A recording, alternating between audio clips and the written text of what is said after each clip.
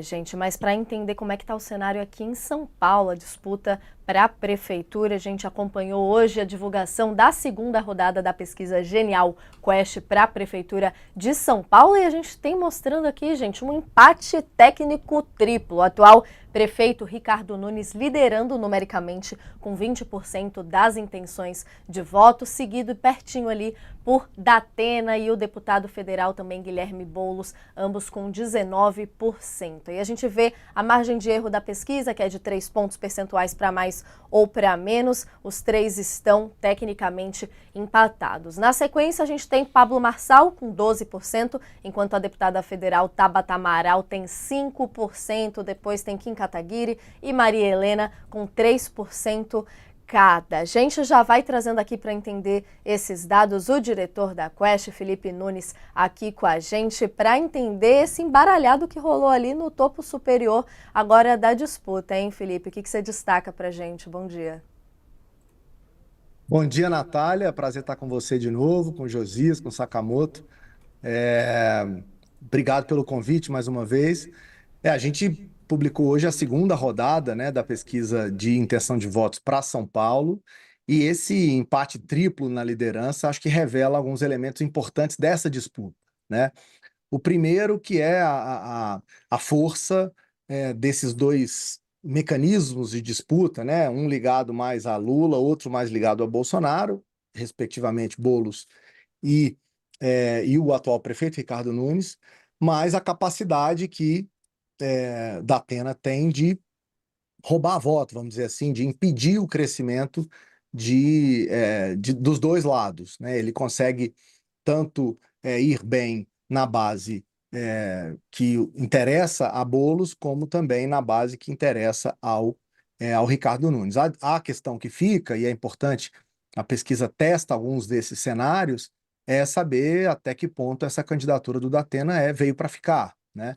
Mesma pergunta se faz em relação a do Kim Kataguiri, é, o Pablo Marçal já fez a sua convenção. Então, estamos aí próximos do processo eleitoral. É bom lembrar, Natália, que a pesquisa Genial Quest de hoje mostra que 68% dos eleitores de São Paulo ainda não consegue dizer um nome espontaneamente em quem vai votar, o que indica uma indecisão grande, mas quando é levado a escolher alguém no cardápio, Boulos, Datena e Nunes empatam e prometem aí, até esse momento, uma disputa bastante interessante na Mostra Dado Brasil. Felipe, bom dia, né? Prazer ter você aqui conosco. Na pesquisa tem de vocês, eu coloco o seguinte, que tanto o Boulos quanto o prefeito Ricardo Nunes, eles oscilaram para baixo 2 pontos, o Marçal e o Datena oscilaram para cima 2 pontos. No ponto, o que que vocês registraram? Quem tira voto mais de quem? Tipo, eu acho que tem um ponto da pesquisa até que coloca que o Marçal ele impede um crescimento maior do Nunes em cima dos eleitores do Bolsonaro e o Datena impede o Boulos um crescimento maior em cima dos eleitores do Lula, é isso? É isso mesmo, Sakamoto, prazer falar contigo. Tava com saudade, muito tempo que a gente não conversava assim no ar. É isso mesmo. A eleição de São Paulo, ela parecia, num primeiro momento, uma eleição de três elementos, né? Lá na origem, você via Boulos, Nunes, e discutia-se muito o papel que Tabata Amaral teria no processo. A entrada do Marçal e a entrada do Datena mudaram completamente essa dinâmica. Por quê? Porque o Datena é quem impede o crescimento do Boulos, já que ele cresce na população de baixa renda, que é o público que votou em Lula em 2022, e o Pablo Marçal impede o crescimento de Nunes, já que ele consegue atrair o eleitorado é, mais bolsonarista da cidade de São Paulo. Então, essa dinâmica, né, que seria originalmente da Tabata sendo a definidora do processo eleitoral, se fragmentou na cidade e cada um desses antigos líderes de pesquisa, Boulos e Nunes, passaram a ter a companhia de Marçal e de Datena como dificultadores do seu crescimento eleitoral. O que sugere, Sakamoto, que em esse quadro se mantendo, que cada um desses blocos vai ter primeiro que fazer uma disputa interna no seu eleitorado, como se fossem primárias dentro do seu eleitor, para depois ir disputar o eleitorado de centro. E isso muda a dinâmica das estratégias de campanha. Olha, Felipe, afora o fato de que, aparentemente, a entrada desses atores, o Pablo Marçal e o Datena, a entrada deles esvaziou um pouco o projeto da Tabata de se constituir ali como uma terceira via. Aparentemente, esse projeto está sendo encaminhado aí para o acostamento, né?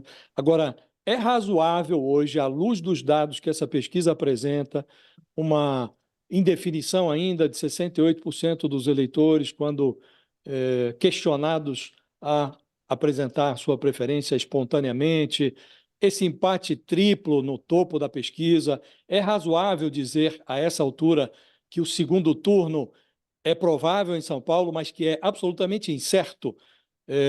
Não se pode dizer hoje, há algum tempo se dizia, não, vai haver um segundo turno entre o Boulos e o Ricardo Nunes. Hoje não dá mais para dizer isso, né? Concordo, Josias, concordo com a sua afirmação. Prazer estar falando com você de novo também. Muito tempo que a gente não fazia análise de pesquisa aqui com você. Eu acho que uma boa maneira de exemplificar para quem está nos assistindo essa questão que você traz é a pergunta que a Quest fez nesse levantamento sobre o grau de definição de voto.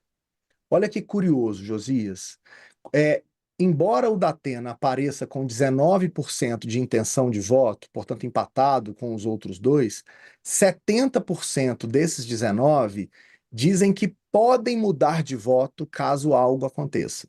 Ou seja, o eleitor do Datena é o eleitor mais infiel do eleitorado paulistano, tá? Sugerindo que a depender do andar da carruagem, do andar da disputa política, ele pode sofrer aquilo que, por exemplo, Celso Russomano já sofreu em outras eleições em São Paulo, né? É diferente, por exemplo, do Boulos e do Nunes, que metade do eleitor já diz que está decidido, que vai votar neles, e a outra metade, aproximadamente, diz que pode mudar. Então, ou seja, Nunes e Boulos parecem chegar na campanha com uma consolidação de voto maior do que a de Datena. Mas, claro, né, como nós estamos trabalhando aqui no campo das especulações, o retrato desse momento sugere uma indefinição em relação a esse quadro, né? Se é que dá para dizer, já que dá para dizer, aliás, que haverá segundo turno com tamanha fragmentação, né? Qual será a dinâmica desse segundo turno? Isso ainda não dá para dizer. Comentário aí do eleitor ser mais infiel, porque fica aquele ponto curioso também, né, Felipe? O Datena é muito conhecido, é uma figura muito conhecida, mas tem essa indecisão ainda do ponto de vista ideológico do que o Datena é. Acho que fica essa confusão na cabeça das pessoas. Depois vou até querer ouvir o Sakamoto sobre isso, porque tem toda a discussão do se Datena vai desistir ou não. Imagino que ele tenha ficado bem feliz com esse resultado agora, deve ter mexido um pouquinho nesse sentido, mas queria te ouvir especificamente sobre o Datena nesse recorte do público dele. Como é que estão questões de rejeição também do nome dele, se entra nessa discussão de avaliar ali de quem que é o apoio do que, se eu não me engano aqui também tem os pontos mostrando que muita gente ainda não sabe exatamente que o Lula está apoiando Boulos, que o Bolsonaro, o Tarcísio estão apoiando o Nunes. Nessa dinâmica ideológica, como é que entra a visão dos eleitores quanto ao Datena e a rejeição dele, Felipe? Então, Natália, essa pergunta é muito importante porque ela me permite fazer uma análise um pouco mais detalhada desse quadro, né? E prazer estar aqui com você também. Olha só, por um lado, a pesquisa indica esse empate triplo. Essa é a leitura, digamos, da manchete, né? Você tem 3 nomes ali com intenções de voto parecidas. Quando a gente abre e mergulha um pouco mais nesses dados, Natália, o que a gente vê é que o Datena, embora esteja nessa posição de destaque, ele tem uma rejeição que é a maior entre todos os pré-candidatos. Ele também é o mais conhecido, verdade, né? Seja dito, mas ele tem a maior rejeição. E ele também é quem tem, como eu disse, o voto mais infiel. É o maior percentual de eleitores que diz que pode mudar. Isso, obviamente, deve estar ligado, eu acredito, ao fato de ele já ter desistido de outras candidaturas. Isso mexe com a maneira como o eleitor interage com ele. O Boulos, por outro lado, que tem uma rejeição de 40%, ele tem uma rejeição próxima da do Ricardo Nunes, que tem 36%, né? Os dois estão ali empatados na rejeição, no limite da margem de erro. Esses dois candidatos, além de terem um percentual de eleitor mais definido, né? Metade desse eleitor que vota neles já disse que não vai mudar, isso já é uma vantagem para os dois. Eu acho que ambos têm vantagens também da disputa nacionalizada. Como você muito bem chamou a atenção, Natália, 50% dos paulistanos ainda não sabe quem vai ser o candidato do Lula em São Paulo. Lula, que é, nessa pesquisa, o maior cabo eleitoral da cidade. Ele mobiliza 30% de eleitores a votar num poste, como eu estou, né, brincando na análise que fiz no Twitter hoje de manhã. Porque a gente pergunta para o eleitor, olha, você votaria numa pessoa totalmente desconhecida, apoiada pelo Lula? 30% diz que sim. No caso do Bolsonaro, a mesma pergunta dá 20%. Na verdade, é 29-20, né? Aproximei os 29 para 30 para ficar mais fácil. Então, o Lula é muito mais cabo eleitoral e pode ajudar muito mais o Boulos a crescer do que o Bolsonaro pode ajudar o Nunes a crescer, né? O que favorece o Nunes, no entanto? Uma melhora lenta e gradual da avaliação do seu governo, que vai acontecendo ao longo do tempo. Então, é como se o Nunes entrasse na disputa com a sua gestão, o Boulos entrasse na disputa, né, pelo menos no primeiro turno, com esse apoio nacional, e o Datena entrasse com o seu conhecimento. Veja você, são três forças completamente diferentes, mobilizando eleitores de maneira diferente nesse momento. E é o encontro dessa questão nacional, com a avaliação do governo e das rejeições, que vai compor lá na frente, de fato, como essa disputa vai se dar. Então é importante olhar para todos esses elementos para ter um quadro mais claro. Aí a gente tem os dados e os bastidores, né? É só pedir rapidamente para o Sakamoto comentar aqui com a gente como é que o Datena recebeu essa pesquisa, Sakamoto. Olha, eu liguei para ele para repercutir a pesquisa agora de manhã, Natália, e ele celebrou a pesquisa, disse que é claro que está só no começo da campanha, né? É uma questão de começo, né? Agora, ele celebrou e ele disse que é hora de analisar que o eleitorado não quer polarização. Ele destacou principalmente, né, um ponto da pesquisa, né, que 51% não querem um prefeito aliado a nenhuma das duas principais lideranças do Brasil hoje, o Lula e o Bolsonaro, 28% querem alguém próximo ao Lula e 16% querem alguém próximo ao Bolsonaro, né? E aí o Datena falou que o povo de São Paulo, aspas dele, né? O povo de São Paulo não quer candidatos que sejam marionetes do presidente da República, nem do ex-presidente da República, nem do Lula, nem do Bolsonaro.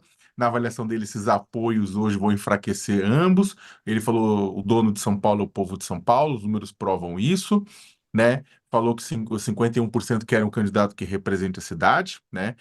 Mas falou que ele está aberto para receber o voto do lulista que não quer votar no Boulos, nem o voto do bolsonarista que não quer votar no Nunes, né? E que e ele aproveitou também para dar umas cutucadas no Ricardo Nunes, né, com relação à prefeitura ter muito dinheiro e só gastar em época eleitoral. Só que ele celebrou, né, e falou que é muito bom que começando agora já está próximo dos dois primeiros colocados até agora, mas ele ressaltou bastante na conversa que eu tive com ele essa questão da polarização e de que como o nome dele vai fugir dessa polarização. E aí até resgatando um pouco o Felipe tinha falado, né? Era todo mundo, na verdade, no início, pelo menos até agora, né, com essa situação eleitoral, no início todo mundo achava que era a candidata Tabata Amaral, que ia ser a principal candidata que empunhava esse discurso de meu nome foge da polarização. E o Datena está se apresentando agora como esse candidato que não está nem de um lado nem no outro. Josias, diga. Uma pergunta, até aproveitando o que o Sakamoto está dizendo, a premissa do Datena é verdadeira? A polarização é um desserviço às candidaturas do Boulos e do Ricardo Nunes? Aparentemente não, né? Mais ajuda do que atrapalha, né? Josias, foi ótimo você ter perguntado, que eu estava aqui ouvindo o Sakamoto e louco para falar exatamente desse assunto, né? Acho que há duas maneiras de tratar o tema. A primeira, Josias, é a seguinte: é verdade que 51% dos eleitores de São Paulo preferem um prefeito independente. Eu acho que esse é um indicador inequívoco e é um indicador que favorece, nesse caso, exatamente quem está fora da polarização, né? Isso é bastante, acho que, forte. Mas quem está nos assistindo vai se lembrar que nas pesquisas da Quest, lá em 2022, exatamente nesse momento, em julho de 2022, quando a gente perguntava se as pessoas preferiam que o presidente fosse, é, a gente chamava de nem, né? Nem Lula nem Bolsonaro, ou se torcia para a vitória do Lula ou do Bolsonaro, a maioria, se eu não me lembro, 48% naquela época, também preferiam um nem Lula nem Bolsonaro.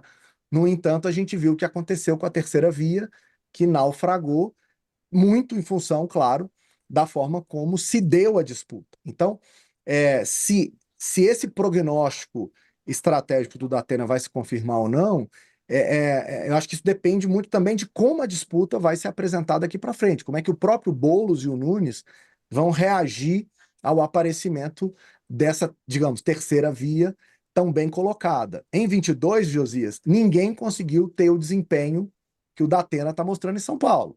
Nenhum dos candidatos, Ciro, Tebet, ninguém apareceu nunca, né, empatado com os dois primeiros. Então, eu acho que esse é um ponto relevante. Outro dado é que a pesquisa mostra que Lula tem um alto potencial de apoiar Boulos a chegar próximo dos 30%. Esse parece ser um Que é o prognóstico patamar tradicional dele, do PT, não é isso? da esquerda em São Paulo, exatamente. Então, eu acho que nesse sentido o Lula tende a ajudar o Boulos mais que atrapalhar. No caso do Nunes, acho que o serviço do Bolsonaro já está feito. A partir do momento que ele não lança um candidato à direita do Nunes, ele faz com que o seu eleitorado mais raiz fique com a opção mais óbvia, né, de apoiar o Nunes já no primeiro turno. Então, nesse sentido, o Lula ainda pode melhorar, tem potencial de melhorar o desempenho de Boulos, e agora, para o Nunes melhorar, ele vai depender da sua gestão, da entrega, das pessoas reconhecerem que a melhora ou não de São Paulo está ligada a ele. Eu acho que Agora, são pesos diferentes. a Quest traz uma avaliação também da gestão do Ricardo Nunes, né? E ele tem uma avaliação positiva de 33% dos moradores da cidade, né? Raciocinando com essa ponderação que você faz, que o prefeito, para crescer, depende da avaliação que a cidade fizer da sua gestão, né? Este ativo, 33%, é o bastante para elevar o patamar de intenção de voto dele, ou é pouco? Josias, se a gente está trabalhando com esse patamar de 30% que a esquerda pode chegar no primeiro turno, que é o que seria o tradicional, né, a base da esquerda, quando disputa a eleição em São Paulo, se o Nunes conseguir traduzir os 33% de avaliação positiva, eu não estou nem falando do regular, por enquanto eu estou falando só da avaliação positiva, que é o número que você trouxe muito bem. Se o Nunes conseguir traduzir os 33 em avaliação positiva, de avaliação positiva em voto, eu diria que sim, é suficiente. Porque aí você tem uma disputa de um lado que tende a chegar a 30, a disputa do outro lado que tende a chegar também, né, digamos, próximo aos 30, e aí os 40% que restam se dividiriam, se fragmentariam para outros candidatos. Então, sim, nesse momento, o Nunes tem, na sua avaliação positiva, um patamar suficiente para entrar competitivo na disputa. Agora, se isso vai acontecer, aí é uma combinação de estratégia de comunicação, de capacidade de comunicação da prefeitura, né, do candidato, da campanha, e da capacidade desse eleitorado se unificar em torno da candidatura do Nunes. Nesse sentido, o Marçal tem sido um problema, porque parte de quem avalia bem o governo Nunes está votando em Marçal, ou seja, diminuindo a força que essa gestão positiva tem nesse momento.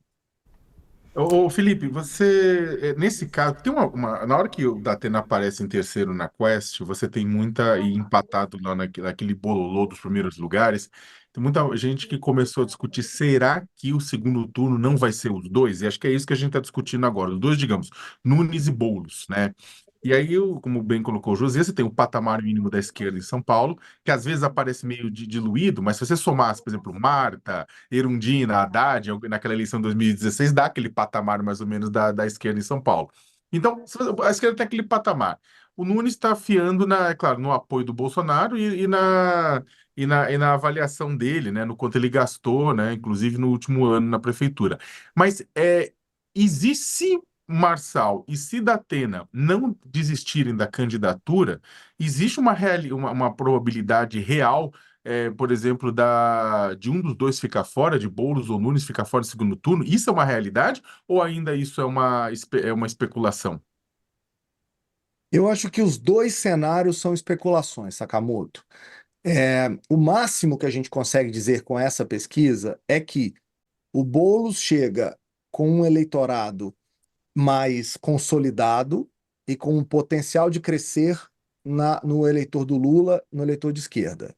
O Nunes chega com metade do seu voto definido e com o potencial de crescer na entrega da gestão, né? E ele que está montando, pelo que a gente acompanha no noticiário, uma coalizão política abrangente que vai dar a ele tempo de TV, tempo de rádio, para poder falar do que fez como prefeito. O Datena, nesse momento, chega com seu conhecimento. Ele chega com seu recall, ele chega com a sua posição como alguém conhecido, que já foi chamado a disputar várias eleições.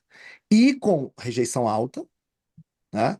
E também com um eleitor mais infiel. Então, assim, os três elementos estão apostando em diferentes ferramentas estratégicas para viabilizar a ida para o segundo turno. O máximo que a pesquisa consegue dizer é que, nesse retrato, os três estão competitivos. Mas a pesquisa também indica que o caminho de cada um deles é diferente e o sucesso ou não para o segundo turno vai depender da capacidade das campanhas, do debate que vai ser desenvolvido na cidade daqui para frente, de mobilizar o eleitor correto para mudar de voto, para fazer voto útil, para fazer voto estratégico, né, para se aliar a um ou outro nome. Então, eu acho que tudo é especulação nesse momento. Todos os cenários são especulativos, embora as evidências apontem as forças e fraquezas que eu acho que as campanhas vão acabar explorando já no primeiro turno. Mas tem uma curiosidade aí, Felipe, que é o Datena, com alguma liberdade poética, a gente pode dizer que ele é um personagem da velha mídia, né? Ele deve a sua taxa de conhecimento à atuação dele como apresentador de televisão. E tem um outro personagem dessa eleição, que é o Pablo Marçal, cujo habitat natural é a rede social, é um personagem da nova mídia. A gente tem conversado aqui sobre a forma como este meio de comunicação avança no Brasil, né? Muita gente se informa basicamente pela rede social, onde o Pablo Marçal tem uma montanha de seguidores, né? Esse Sim. embate entre os dois, um egresso da TV, o outro que vive esse ambiente digital, isso pode ter alguma influência na disputa individual entre os dois, para ver quem sobe mais, quem tem mais chances nessa eleição? Eu acho que sim, Josias. Sim, porque esses dois mecanismos informacionais que você citou, né, da velha mídia e da nova mídia, eles estão em constante transformação. A gente vê um padrão de mudança de audiência, né, de debate público, que acho que está deflagrado, não só no Brasil, mas no mundo inteiro. No caso de São Paulo, 42% dos eleitores dizem se informar sobre política na TV, que seria aí o meio de massa mais tradicional, 26% dizem se informar por redes sociais e 13% por sites e blogs, portais de notícia e tal. Ou seja, se a gente soma os 26 de rede social com os 13 de sites e blogs e portais de notícia, isso já dá o mesmo patamar da televisão.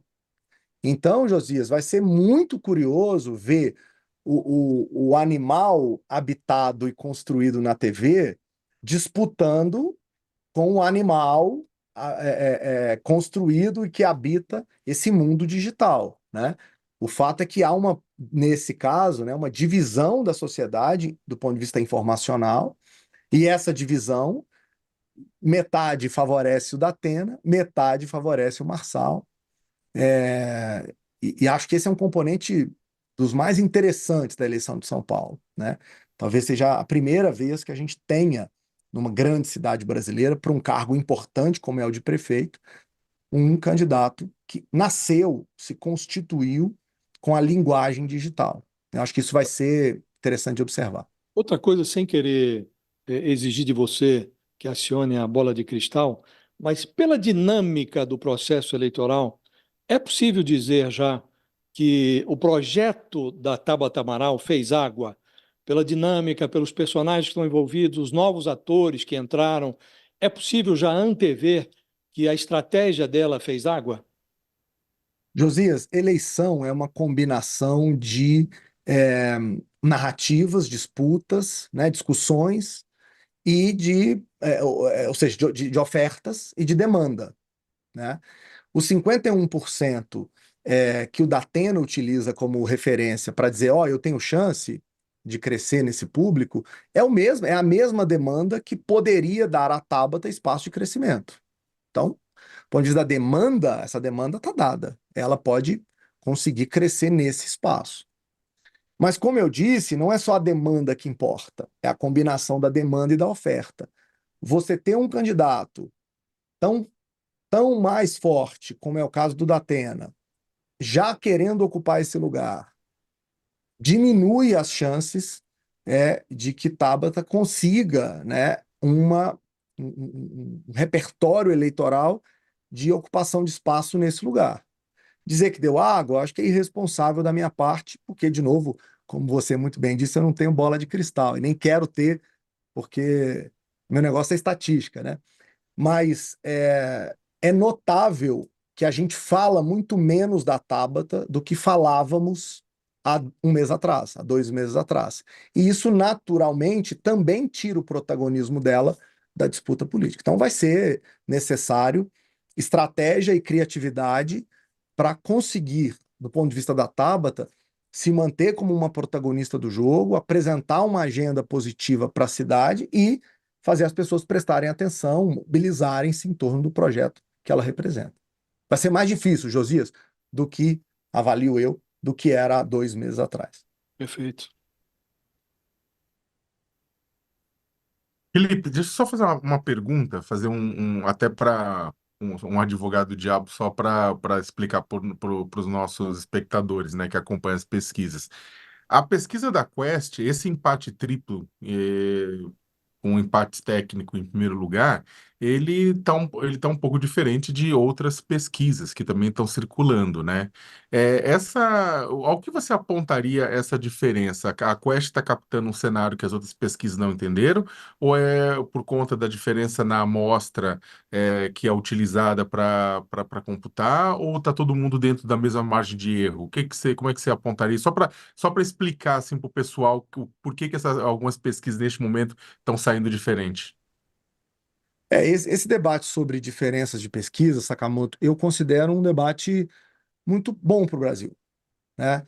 É, da mesma maneira que você tem vários canais para se informar hoje sobre é, notícias, né, política, esporte, etc. Acho que o Brasil ganhou com o aumento do número de players que trabalham com pesquisa de opinião. E cada um desses players defende a sua metodologia. Não acredito que todo mundo faça aquilo que a gente faz, que é defender o que a gente coloca na rua, né? Então, assim, o esforço que a Quest tem feito de descrever os processos eleitorais no Brasil, ele está ancorado em dois princípios básicos, né? O primeiro, de que preferências políticas estão distribuídas no eleitorado e precisam ser captadas. Então, uma das nossas principais preocupações, Sakamoto, é que essa amostra seja balanceada, equilibrada, representativa do eleitorado, não só é, é, é, não só usando as variáveis tradicionais de sexo, idade, escolaridade, é, mas também trazendo para o debate das pesquisas a importância que a renda tem como controle amostral e a relevância na nossa avaliação que a posição política das pessoas tem no debate eleitoral. Então, hoje, as nossas amostras incorporam esses elementos para dar sustentação a uma estimativa que represente, não só do ponto de vista socioeconômico demográfico, o eleitorado de São Paulo e das outras cidades brasileiras, mas também o perfil político das cidades. Acho que essa é uma questão importante de lembrar. Por que o Datena, portanto, apareceria com tanta força, né, nessa pesquisa? Eu acho que a resposta está na própria pesquisa, não precisa de teoria nova para explicar isso. Ele é conhecido por 90% do eleitorado de São Paulo. Dos 90% que o conhecem, 42% dizem que poderiam votar nele. Dado que há outros tantos candidatos que só são conhecidos na hora da resposta da pesquisa, quando a gente apresenta os nomes, né? O Marçal, por exemplo, metade da cidade não conhece o nome. Quando a gente pergunta, nunca ouviu falar, né? Então, eu acho que isso dá ao Datena, na escolha do eleitor, quando está respondendo o cenário de estimulada, essa vantagem de recall, de conhecimento. Afinal de contas, aquela velha frase da comunicação, a gente não compra nem vota em quem a gente não conhece, né? Então, acho que esse é um bom exemplo disso. Se isso vai se manter ao longo do processo, depende de tudo isso que a gente conversou aqui, dos apoios nacionais, do peso da gestão, da maneira como os candidatos vão se comportar. Acho que tem água para passar debaixo dessa ponte, e é fato que candidatos mais conhecidos tendem a começar eleições despontando. Isso é uma norma. Se eles vão terminar nesse mesmo lugar, a gente vai precisar continuar fazendo pesquisa para avaliar. Cenários ainda especulativos aí, mas fato é que o clima está esquentando e a gente vê também questões muito bacanas quando a gente discute eleições municipais, né, que são o que realmente as pessoas vivem no dia a dia. Também só queria trazer rapidamente aqui o destaque de quais são os problemas mais graves da cidade de São Paulo, de acordo com a pesquisa aqui na ordem: violência e crime no topo, depois saúde, desemprego, educação, pobreza, desigualdade e transporte público. A gente vai analisando aqui, vendo esses cenários daqui para frente. Felipe Nunes, mas queria muito agradecer sua participação aqui com a gente. Até uma próxima. Eu que agradeço. Sempre um prazer estar aqui com vocês. Um abraço, Natália, Josias, Sakamoto. Obrigado aí pela generosidade de sempre. Um grande abraço. Obrigado, Felipe.